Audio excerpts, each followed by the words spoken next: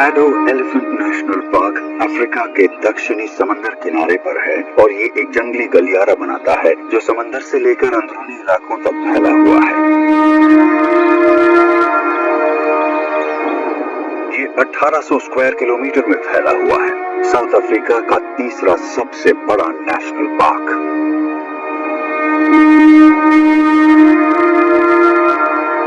दक्षिण में समंदर से उबड़ खाबड़ कोस्टल आइलैंड्स उभरते हैं।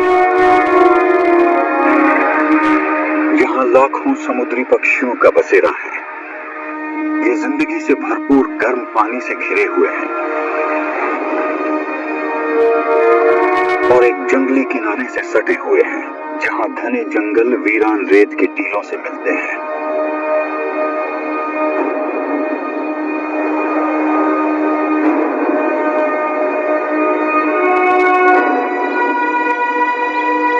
उत्तर में एक विशाल सूखा इलाका है जहां बड़े मैदान सीबर्ग पर्वत तक फैले हुए हैं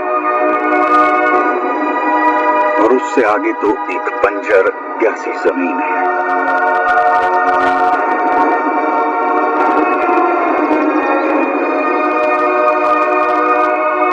एडो विविधताओं से भरा इलाका है जहां पौधों और जानवरों को मुश्किल हालात में जिंदा रहने के लिए खुद को ढालना पड़ता है।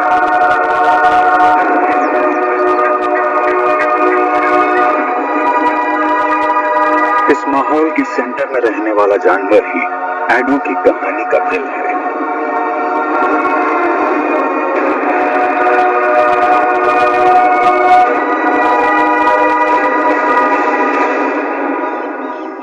अफ्रीकी हाथी कभी पूरे दक्षिणी अफ्रीका में घूमते थे, लेकिन 19वीं सदी में हाथी दांत के कारोबार ने इनकी गिनती बहुत कम कर दी।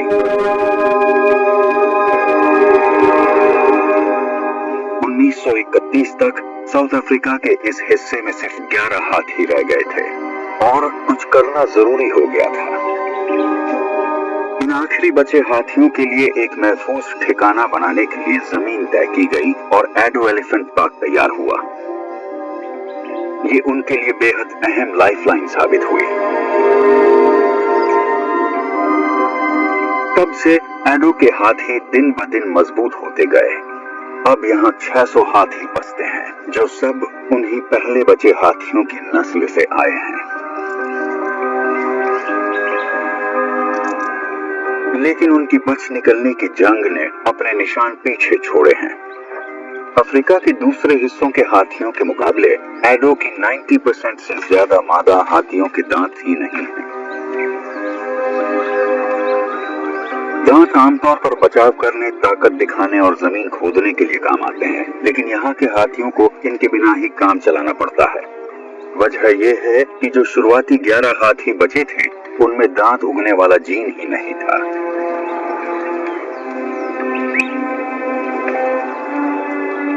फिर भी मादा हाथियों पर इसका कोई बुरा असर नहीं पड़ा। इन झुंडों में बहुत तेजी से नई पीढ़ियां आ रही हैं और आबादी तेजी से बढ़ रही है।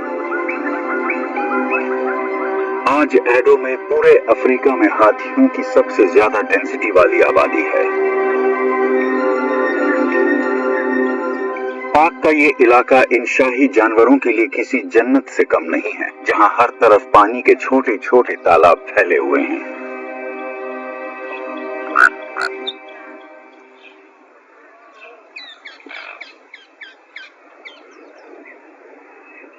इस झुंड ने सुबह का ठंडा वक्त खाना खाने में बिताया, लेकिन जैसे जैसे तापमान 40 डिग्री सेल्सियस के पार जाने लगा, वो पानी पीने के लिए तालाब की तरफ बढ़े। हर झुंड का नेतृत्व उसकी सबसे बुजुर्ग मादा करती है, जिसे मैट्रियार्क कहा जाता है। वही अपने इस परिवार का खाने और पानी की तलाश में मार्गदर्शन करती है। नन्हे हाथी सबसे ज्यादा पानी में उतरने के लिए उत्सुक होते हैं और पानी पीने से पहले खुद को अच्छे से गीला कर लेते हैं। हाथी एक दिन में 75 लीटर पानी तक पी सकते हैं।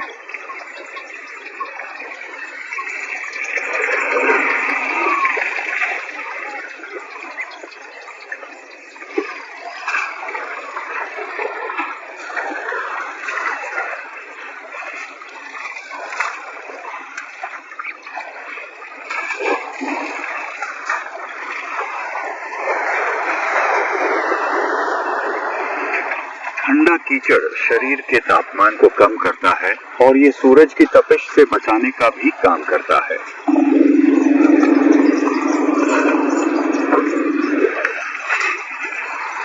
लेकिन ये कीचड़ खतरनाक भी हो सकता है। मां को अपनी औलाद पर खास ध्यान रखना पड़ता है। पानी एक वयस्क के लिए भले ही उथला हो, लेकिन छोटे हाथी उसमें डूब सकते हैं। कीचड़ कुछ जगहों पर गहरा होता है, लेकिन बछड़ों को तो सिर्फ मौज मस्ती से मतलब है। ये खेल कूद वाला ताकत का इम्तिहान आने वाले सालों में अहम साबित होगा, क्योंकि ये युवा नर हाथी दूसरों से सत्ता के लिए लड़ेंगे और साथी बनाने का हक भी हासिल करेंगे। लेकिन अभी के लिए इनकी मस्ती भरी हरकतें बस हल्का फुल्का मनोरंजन भर हैं।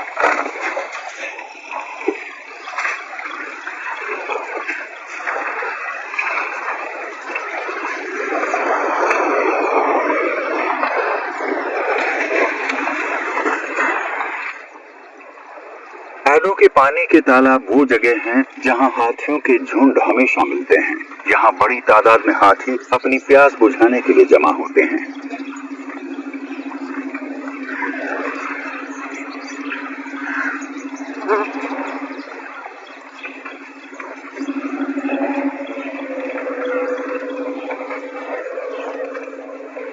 लेकिन सिर्फ हाथी ही नहीं, और भी कई बड़े और छोटे जानवर पानी के इन तालाबों पर निर्भर करते हैं।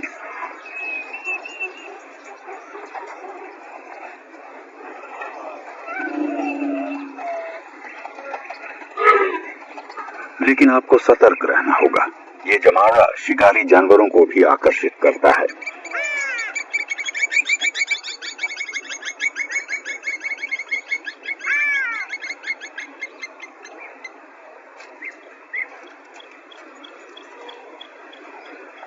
ताजगी से भरे ब्रेक के बाद मादा हाथी अपने परिवार को वापस जंगल में ले जाती है।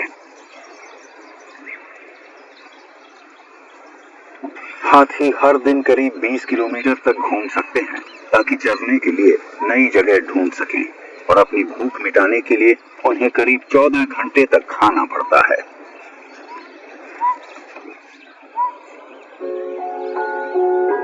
एडो के बड़े हिस्से पर एक पौधा फैला हुआ मिलता है जिसे स्पेकबूम या बेकन ट्री कहा जाता है। इसकी मुलायम पत्तियां नर्म और पोषक होती हैं और हाथियों को ये बहुत पसंद है। मगर ये रिश्ता एक तरफा नहीं है। जब हाथियों का झुंड इन्हें खाता है तो कई डालियां टूटकर जमीन पर गिर जाती हैं और कुचली जाती हैं।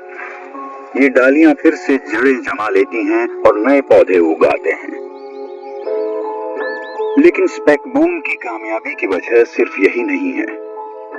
ये उन गिने चुने पौधों में से एक है जो अपने लिए अलग तरीके से खाना बना सकते हैं। पौधों को बढ़ने के लिए सूरज की रोशनी और कार्बन डाइऑक्साइड की जरूरत होती है, लेकिन दिन के वक्त कार्बन डाइऑक्साइड इकट्ठा करने से पत्तियों के छोटे छोटे छेदों से पानी भी निकलता है। इस परेशानी से बचने के लिए स्पेकबूम रात के ठंडे वक्त में ही कार्बन डाइऑक्साइड इकट्ठा करके रखता है और दिन में जब सूरज की रोशनी मिलती है तब उसका इस्तेमाल करता है।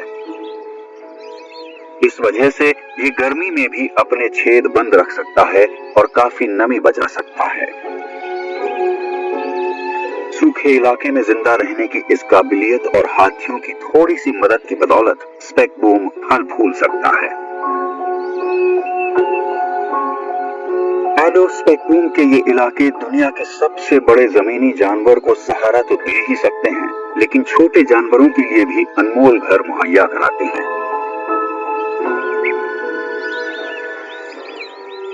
जीवन के ये सूक्ष्म जगत शिकारियों से भरे हुए हैं।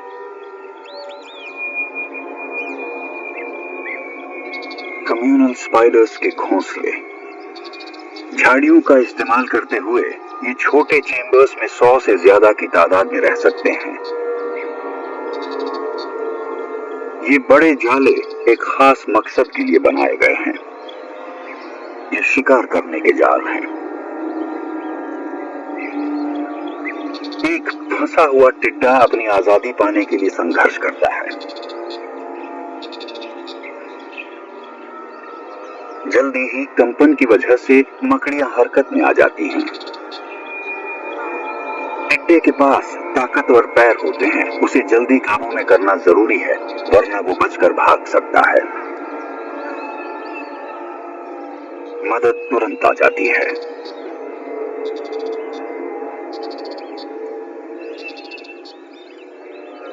अब देर हो चुकी है, संघर्ष खत्म हो चुका है। जहर टिड्डे को निष्क्रिय कर देता है और उसके शरीर को पचाना शुरू कर देता है। मकड़ियों में सामूहिक शिकार दुर्लभ होता है, लेकिन महज 14 मिलीमीटर लंबी ये प्रजाति शिकार को पकड़ने के लिए आपसी सहयोग पर निर्भर करती है।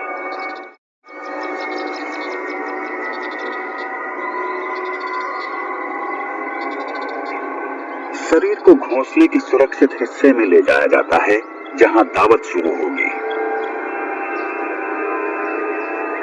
लेकिन इतने सारे जबड़े हैं भरने के लिए, तो यहाँ हर मकड़ी अपने लिए लड़ रही होती है और सहयोग जल्दी ही मुकाबले में बदल जाता है। इन सामाजिक शिकारियों के लिए भी ये एक नाजुक संतुलन है। उनके घोंसले का वजूद काफी हद तक किस्मत पर भी निर्भर करता है कि वो हाथियों के कदमों से बच पाते हैं या नहीं, और एडो में कुछ प्रजातियों की किस्मत उन्हें धोखा दे चुकी है।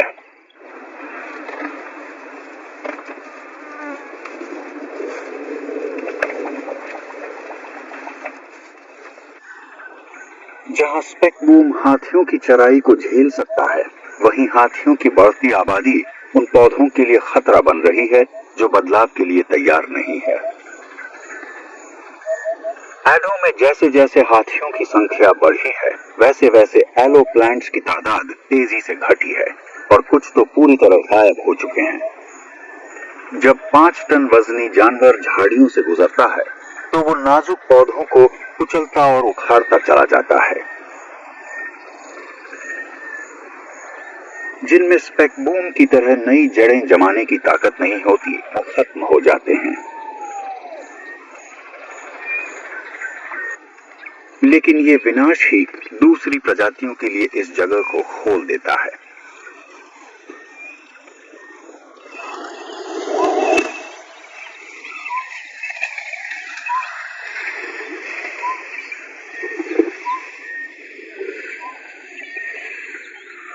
हाथियों के रास्ते और साफ की गई जमीन एडो के जंगली जानवरों के समुदाय के लिए बेहद अहम है।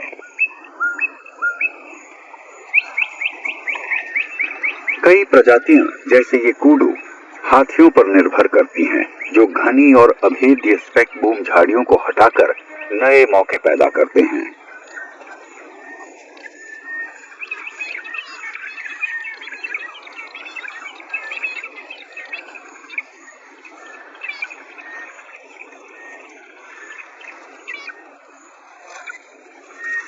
ये है एक तेंदुआ कछुआ, पार्क के सबसे दिलचस्प जानवरों में से एक। ये असाधारण आकार तक बढ़ सकता है। यहाँ कुछ कछुए तो 40 किलो से भी भारी हैं। वो अपनी हिफाजत का सामान अपने साथ लेकर चलता है, और अगर किस्मत ने साथ दिया तो वो 100 साल तक जी सकता है। लेकिन उसका कवच हमेशा से इतना मजबूत नहीं था। जिंदगी के शुरुआती सालों में वो शिकारियों के लिए आसान लक्ष्य था। एडो की झाड़ियां उसके लिए इस नाजुक दौर में एक जरूरी सुरक्षा कवच बनी।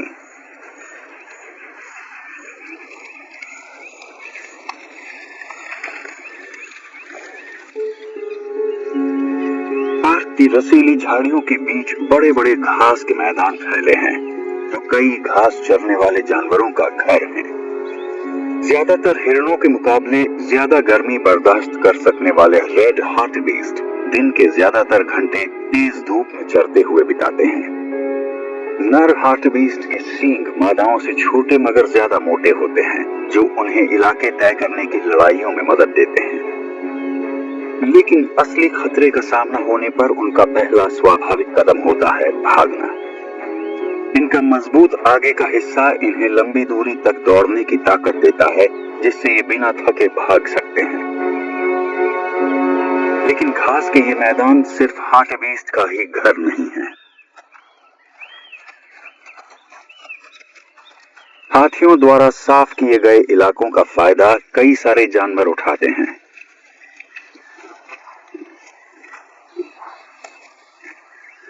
कैटल ईग्रेट्स जेब्रा के झुंड से उड़े कीड़ों पर झपट पड़ते हैं।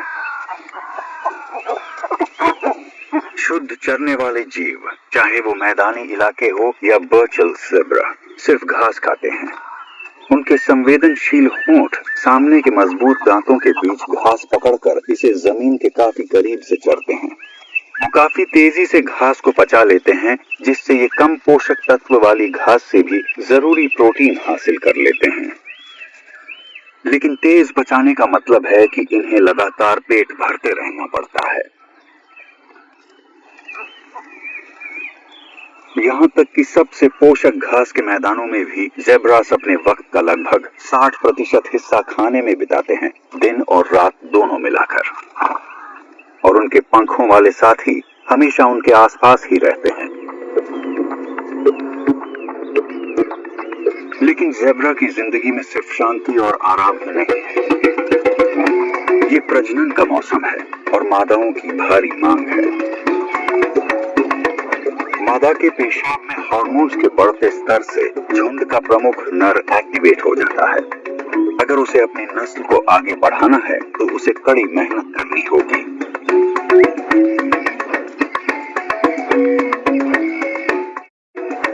जेब्रा अक्सर हल्के जिस्मानी संपर्क का इस्तेमाल अपने रिश्ते बनाने और मजबूत करने के लिए करते हैं। नर जेब्रा युवा मादाओं को रिझाने के लिए काफी कोमल तरीका अपनाते हैं, यहाँ तक कि वो एक दूसरे को संवारते भी हैं, गर्दन और पीठ पर हल्के से रगड़कर और कुतरकर।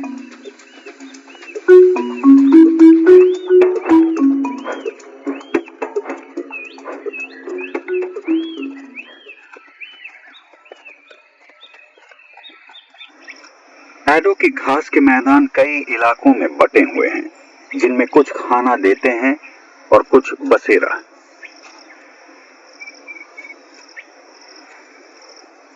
परिवार में रहने के फायदे भी हैं और नुकसान भी। एक पीले नेवले को खाने की तलाश है।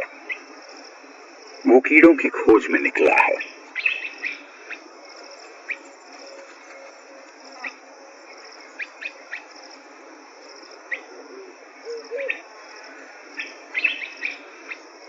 लेकिन बेहतर है जल्दी से खा लिया जाए, क्योंकि हमेशा कोई बड़ा भाई या बहन मौके पर खाना छीनने के लिए तैयार रहता है। जल्द सरेंडर करने से ही झगड़ा बड़ा होने से बच सकता है।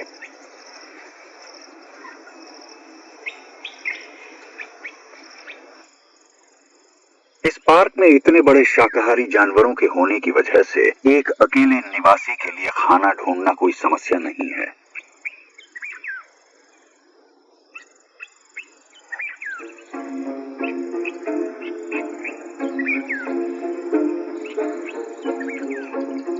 एडो का बिना उड़ान वाला डंग बीटल हाथियों और दूसरे बड़े स्तनधारियों की मौजूदगी के चलते उसे हमेशा खाने की भरपूर सप्लाई मिलती रहती है। लेकिन फिर भी इस काम में मेहनत तो है। उसे अपने खाने के गोले को महफूज जगह तक ले जाना होता है और रास्ता काफी लंबा है। उसके लिए ये गोबर का गोला बहुत बड़ा है और कई बार लगता है जैसे गोले की अपनी ही मर्जी चल रही हो। लेकिन उसका इरादा पक्का है। अपने अनाड़ीपन के बावजूद वो काफी होशियार है। वो गोबर के गोले का इस्तेमाल सूरज की स्थिति के हिसाब से अपनी दिशा तय करने के लिए करता है और फिर वापस काम में लग जाता है, सही दिशा में बढ़ते हुए। ये प्रजाति उन कुछ डंग बीटल्स में से एक है जो उड़ नहीं सकते। खाने की तलाश करते वक्त ये एक बड़ी कमी हो सकती है, लेकिन ये कुदरती संतुलन का नतीजा है। उड़ान की कुर्बानी देकर उसने एडो के गर्म सूखे घास के मैदानों में जिंदा रहने के लिए एक कमाल की क्षमता विकसित कर ली है। बाकी जानवरों की तरह बीटल्स को भी सांस लेने के लिए कार्बन डाइऑक्साइड निकालनी पड़ती है, लेकिन इस प्रक्रिया में बहुत सारा पानी भी शरीर से बाहर निकल जाता है। इस समस्या को हल करने के लिए इस खास बीटल ने एक अनोखी क्षमता विकसित कर ली है। इसकी खोल के नीचे खाली जगह होती है जहां आमतौर पर दूसरी प्रजातियों में पंख होते हैं। यही खाली जगह अब कार्बन डाइऑक्साइड जमा करने के लिए एक खास टैंक बन गई है और इस वजह से उसे हर आधे घंटे में सिर्फ एक बार सांस छोड़नी पड़ती है। इस तरह वो अपने शरीर के लिए जरूरी पानी बचाकर डिहाइड्रेशन से बचता है। इन बीटल्स के लिए गोबर ही जिंदगी है, यहाँ तक कि ये अपने अंडे भी गोबर के घोंसलों में देते हैं। लेकिन एडो के हाथियों का गोबर इनके काम का नहीं है, इन्हें सिर्फ भैंस का गोबर चाहिए। अच्छी बात यह है कि पार्क में इसकी भी कोई कमी नहीं। युवा और ताकतवर नर भैंसों ने इस बूढ़े भैंसे को झुंड से बाहर निकाल दिया है।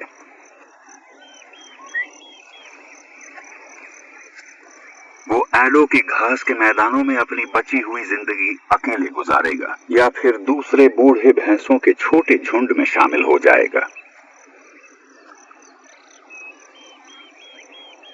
इन्हें लोकल भाषा में डैगा बॉयज कहा जाता है, जो ज़ुलू भाषा के शब्द मर्ड से आया है। कीचड़ में लौटना इनका पसंदीदा शौक है। ये सच में बूढ़े चिड़चिड़े मिजाज के होते हैं और अपने गुस्से के लिए जाने जाते हैं। इनका वजन 600 किलो से ज्यादा होता है और सिर्फ सबसे ताकतवर शिकारी ही इन्हें गिराने की उम्मीद कर सकते हैं और इनको गिराने की ताकत सिर्फ शेर में है। शेर आमतौर पर घात लगाकर हमला करने की रणनीति अपनाते हैं। वो अपने शिकार को अचानक दबोचने के लिए झाड़ियों का सहारा लेते हैं। यही वजह है कि एडो के खुले घास के मैदान भैंसों के लिए बेहद जरूरी हैं। झुंड के झुंड खुले इलाकों में इकट्ठा होते हैं, जिससे उन पर घात लगाकर हमला करने का खतरा कम हो जाता है। लेकिन भैंसे निहत्थ ही नहीं होती। उनके शानदार सींग आमतौर पर सिर्फ वर्चस्व की लड़ाई में इस्तेमाल होते हैं, लेकिन भारी भरकम शरीर के साथ मिलकर ये किसी भी शिकारी के लिए एक खतरनाक चुनौती बन जाते हैं। असल में शेरों के लिए आसान शिकार जैसी कोई चीज शायद ही कभी होती है। यहाँ तक कि वॉर्थॉग्स भी पूरी तरह से हथियारबंद रहते हैं। इन वॉर्थॉग्स के भी हाथियों की तरह ही हाथी दांत होते हैं, लेकिन 2 की जगह 4 होते हैं। इस नर के ऊपरी बड़े दांत दूसरे नर वॉर्थॉग से लड़ाई के दौरान काम आते हैं। उसकी आंखों के नीचे मोटी सख्त चमड़ी के उभरे हुए हिस्से ऐसी लड़ाई के दौरान सुरक्षा देते हैं। इन्हीं मस्सों जैसे उभारों की वजह से इन्हें वॉर्थॉग्स कहा जाता है। लेकिन इनके निचले दांत ही असली खतरा है, जिनसे शिकारियों को डर लगता है। जब भी वो अपना मुंह बंद करता है तो ये दांत ऊपर के दांतों से रगड़ खाते हैं और उनकी धार लगातार तेज होती रहती है। और जब ये पूरी तरह विकसित किसी बड़े वॉर्थॉग के पास होते हैं तो किसी भी शिकारी के लिए ये बेहद खतरनाक साबित हो सकते हैं। और जब माँ आसपास हो तो छोटे बच्चे भी आसान शिकार नहीं होते। खतरा दिखते ही वो अपनी मांद में भाग जाते हैं। लेकिन अगर घिर जाएं तो माँ अपने नुकीले दांतों से हमला करके उनकी हिफाजत करती है। शिकार और शिकारी की इस हमेशा चलने वाली जंग में अक्सर छोटे और कमजोर जानवर ही निशाना बनते हैं।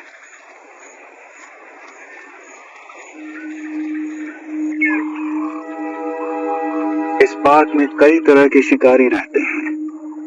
शाही शेर से लेकर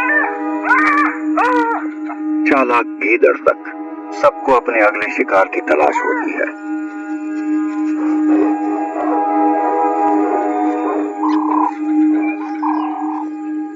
ये दोनों भाई तब से साथ हैं जब वो अपना झुंड छोड़कर निकले थे। अब वो मिलकर एक इलाका संभालते हैं और ज्यादातर वक्त साथ ही बिताते हैं।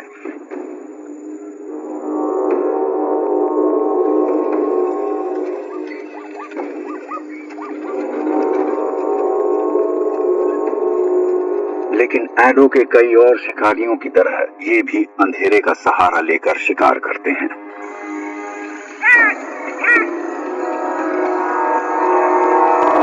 रात का अंधेरा पार्क के इन कातिलों को उनके शिकार पर बढ़त दिलाता है।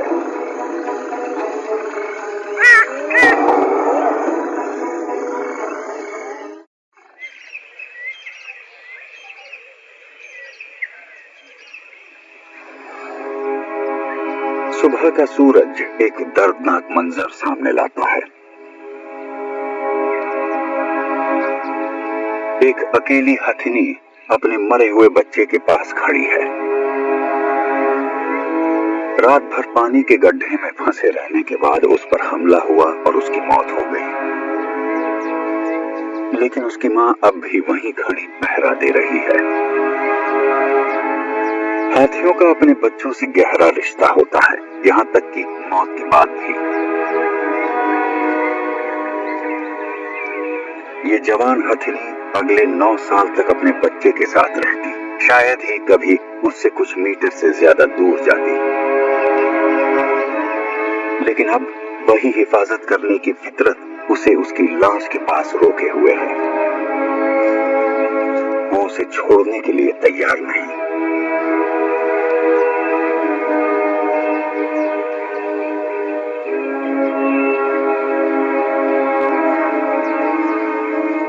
झुंड की एक और सदस्य इस जवान मां के पास आती है।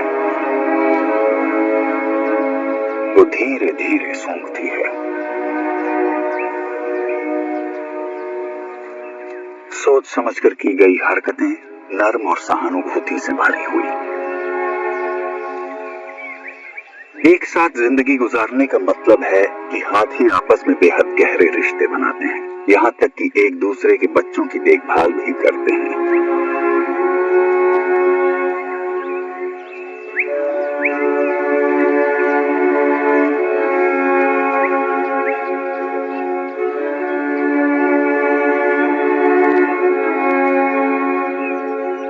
बाकी झुंड पानी पी रहा है, जबकि वो मां के पास ही बनी रहती है। क्या वो उसे दिलासा देने की कोशिश कर रही है?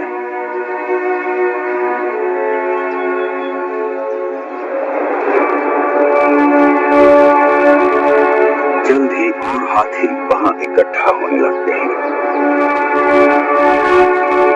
ऐसा लगता है जैसे उस मां का दुख पूरे परिवार को महसूस हो रहा हो।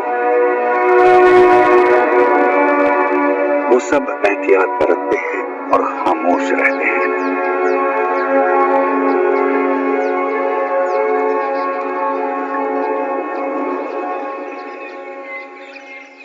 खतरे के समय हाथियों के झुंड अक्सर कमजोर साथियों के इर्द गिर्द इकट्ठा होते हैं।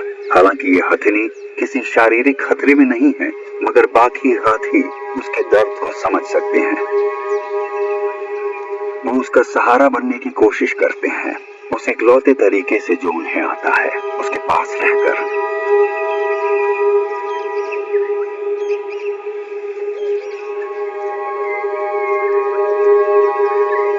आखिरकार उसकी इस हालत की खबर एक बड़े नर हाथी तक पहुंचती है।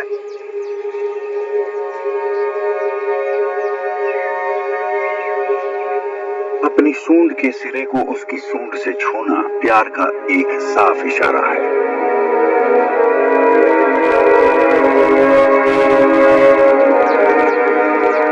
क्या ये उस बच्चे का पिता हो सकता है?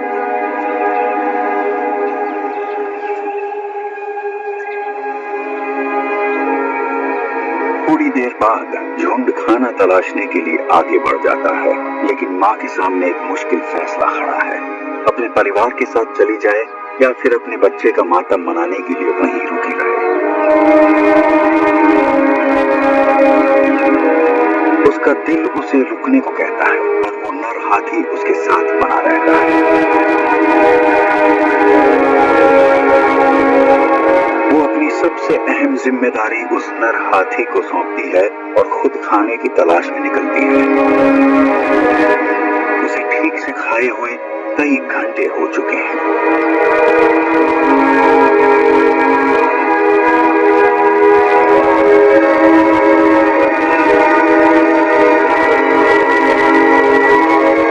लेकिन उसे इस बात का अंदाजा नहीं कि कुछ वक्त बाद वो नर हाथी भी खाने के लिए वहां से हट जाएगा।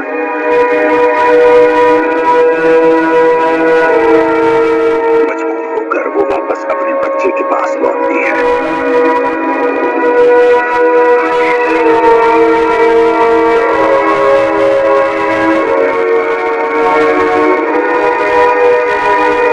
किसी भी झुंड के सदस्यों के बीच आपसी सहयोग ही अक्सर जिंदगी और मौत के बीच का फासला तय करता है। लेकिन आखिरकार हर कोई अपनी खुद की परवाह करता है। वो भूखी है, प्यास से बेहाल है और थकी हुई है, मगर फिर भी अपने बच्चे को छोड़ने से इनकार कर देती है।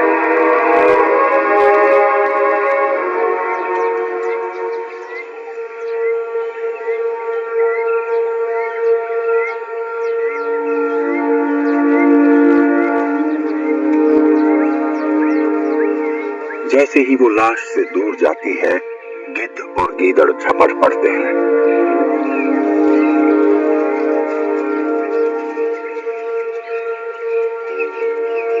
हाथियों को अक्सर अपने मरे हुए साथियों की कई दिनों तक हिफाजत करते हुए देखा गया है, लेकिन शिकारियों के लिए ये मौत एक कीमती खाना है और वो भी इसे छोड़ने को तैयार नहीं है।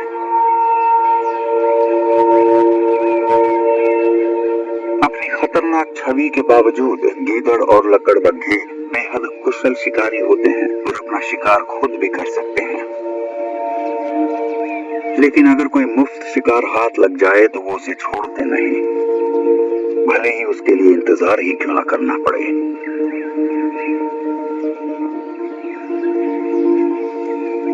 अब वो कमजोर पड़ रही है और अब बस कुछ वक्त की बात है जब उसे मजबूरन कुछ खाना ही पड़ेगा।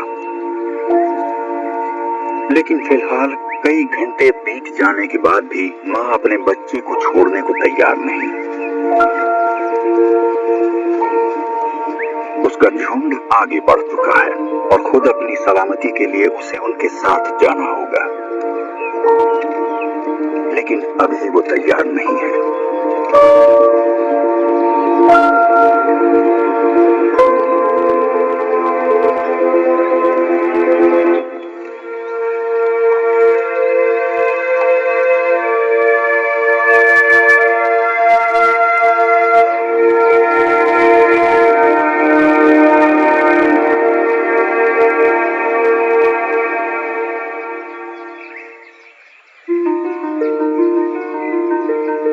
एडो एक संरक्षित इलाका है, लेकिन यहाँ के अलग अलग इलाकों में रहने वाले जानवरों के लिए अब भी एक सख्त जमीन है। बीच की झाड़ियों से दूर, हाथियों के दायरे से भी परे एडो के कुछ और जंगली इलाके हैं। हैरानी की बात यह है कि सबसे बंजर इलाकों में से एक इलाका बस महासागर के बगल में मौजूद है, शक्तिशाली अलेक्जेंड्रियन ड्यून फील्ड। 50 किलोमीटर लंबी और 5 किलोमीटर तक चौड़ी इन अछूती रेत की पहाड़ियों की ऊंचाई 140 मीटर तक जाती है।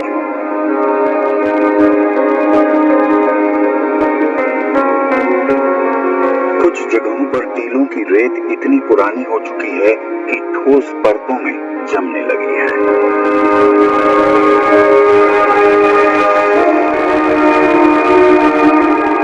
यहाँ बहुत कम जीव जंतु जिंदा रह पाते हैं, लेकिन हैरानी है कि ये बंजर जमीन समंदर किनारे जीने वालों के लिए भरपूर खाने का जरिया बनती है। देखने में ये इलाका सूखा लगता है, मगर यहाँ पानी मौजूद है।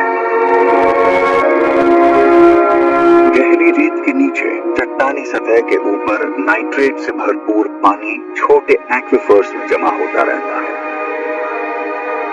जब ये पानी जरूरत से ज्यादा इकट्ठा हो जाता है तो ये सीधे रेत के नीचे से बहकर समंदर में चला जाता है।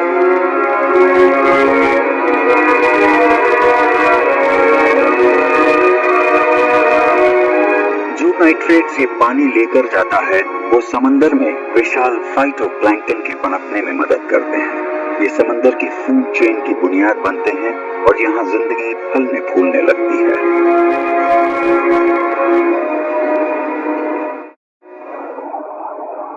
एडो के समंदर किनारों का पानी अफ्रीका के सबसे समृद्ध जल क्षेत्रों में से एक है, जहां असाधारण विविधता वाली जिंदगी पाई जाती है।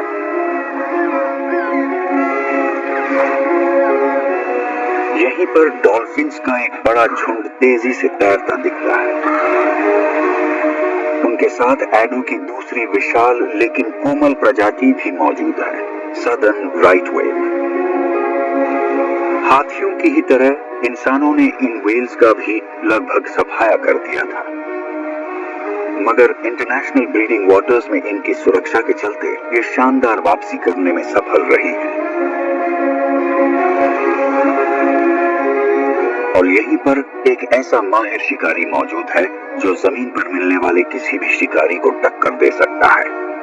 शायद एडो का सबसे खतरनाक शिकारी, ग्रेट व्हाइट शार्क। ये घातक शिकारी एडो के एरिया में आने वाले 700 हेक्टेयर की समुद्री इलाके में गश्त लगाते हैं। यहाँ दूर दराज के द्वीपों पर रहने वाले पेंगुइन्स और सील्स इनका मुख्य शिकार होते हैं।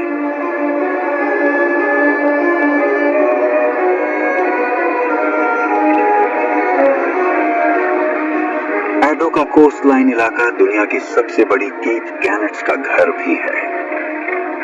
समंदर में मछलियों की भरपूर तादाद ने इन्हें बड़ी संख्या में फलने फूलने का मौका दिया है। लगभग 2 लाख गैनेट्स एक आइलैंड पर बसे हुए हैं, जिसको एकदम सटीक नाम दिया गया है, बर्ड आइलैंड। ये आइलैंड इनके चूजों को पालने के लिए एक सुरक्षित माहौल देता है। पार्क की हिफाजत में इनका भविष्य आने वाली कई पीढ़ियों तक सुरक्षित रहेगा, ठीक वैसे ही जैसे जमीन के जानवरों का।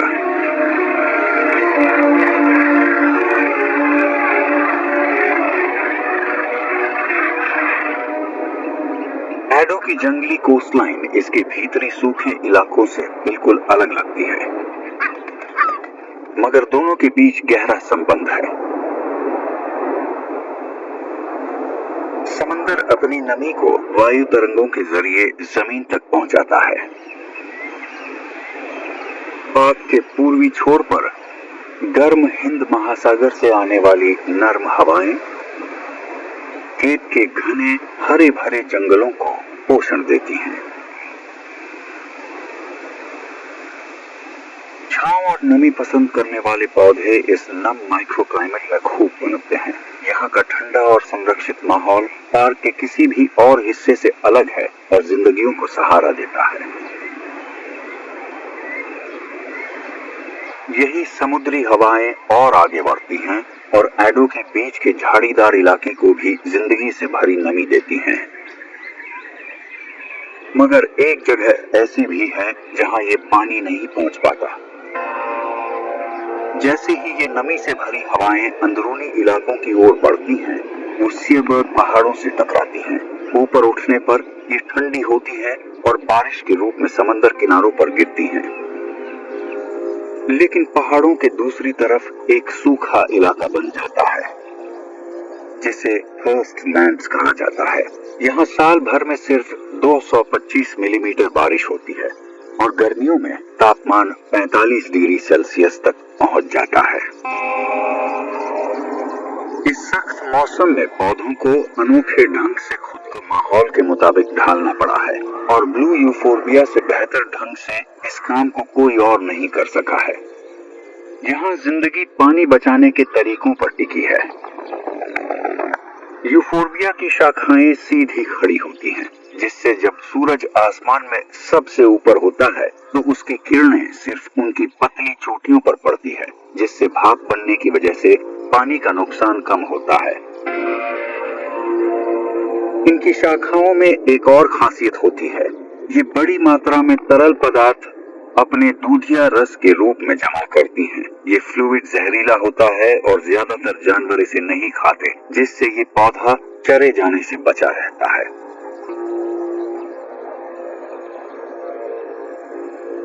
गडेरियों का पेड़ यानी द शेपर्ड्स ट्री इस सूखी जमीन पर जिंदगी का एक अलग तरीका अपनाता है।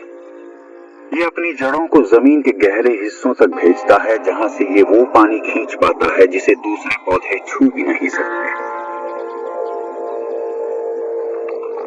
यूफोर्बिया की तरह पानी बचाने के बजाय ये पेड़ उस पानी को तुरंत इस्तेमाल करता है और घने पौष्टिक पत्ते और बेरीज उगाता है। ये इन थर्स्टलैंड्स में रहने वाले जानवरों के लिए एक दुर्लभ फूड सोर्स मुहैया करता है। बदले में ये जानवर इसके बीजों को पूरे इलाके में फैला देते हैं, जिससे इस प्रजाति का अस्तित्व बना रहता है।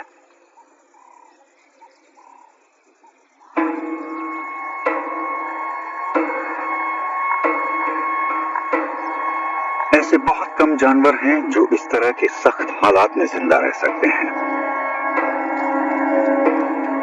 उनमें से एक है केप माउंटेन ज़ेब्रा। बारिश की कमी की वजह से एडो के हरे भरे घास के मैदानों में इतनी बड़ी संख्या में घास नहीं मिल पाती जितनी की उन्हें जरूरत है। इस नर के झुंड में सिर्फ 5 ज़ेब्रास हैं और फिर भी उन्हें अपनी जरूरतें पूरी करने के लिए संघर्ष करना पड़ता है। घोड़ियां अपने बच्चों के लिए कंपटीशन कम करने के लिए दूसरों के बच्चों को घातक रूप से घायल करने के लिए जानी जाती हैं। ये एक क्रूर खासियत है जो सबसे मुश्किल हालात में जिंदा रहने के लिए विकसित हुई है। एडो के सबसे समर्पित माता पिता भी हमेशा अपनी कमजोर औलादों की हिफाजत नहीं कर पाते।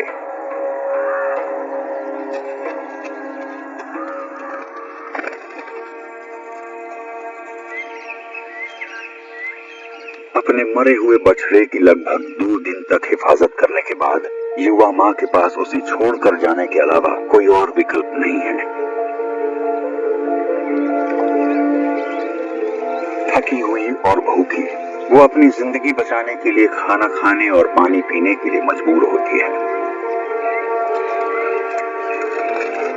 हाथियों को लंबी याददाश्त के लिए जाना जाता है, इसलिए हम ये नहीं बता सकते कि उसके नुकसान का सदमा कितने वक्त तक रहेगा, लेकिन संभावना ये है कि वह फिर से बछड़ा पैदा करेगी। जल्दी ही या कुछ दिन रुककर मौत के तजुर्बे को नई जिंदगी की खुशी से बदल दिया जाएगा। हाथी अमूमन हर 5 साल में जन्म देते हैं, लेकिन अपने बछड़े को खोने के बाद वो उससे पहले ही मिलन के लिए तैयार होगी। गर्भ धारण करने पर उसे लगभग 2 सालों के अंदर फिर से बच्चे को जन्म देना चाहिए।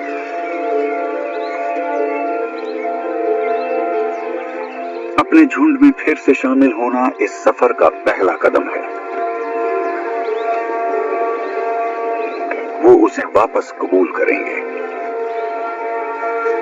और जाने पहचाने रिश्तेदारों का साथ उसे कुछ आराम देगा।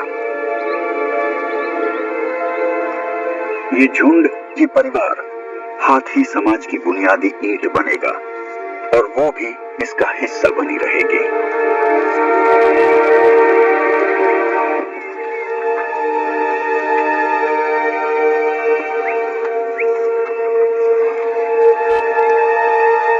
उसकी अगली पीढ़ी और आने वाली कई पीढ़ियां इस अद्भुत पार्क के इलाकों में दशकों तक घूमेंगी।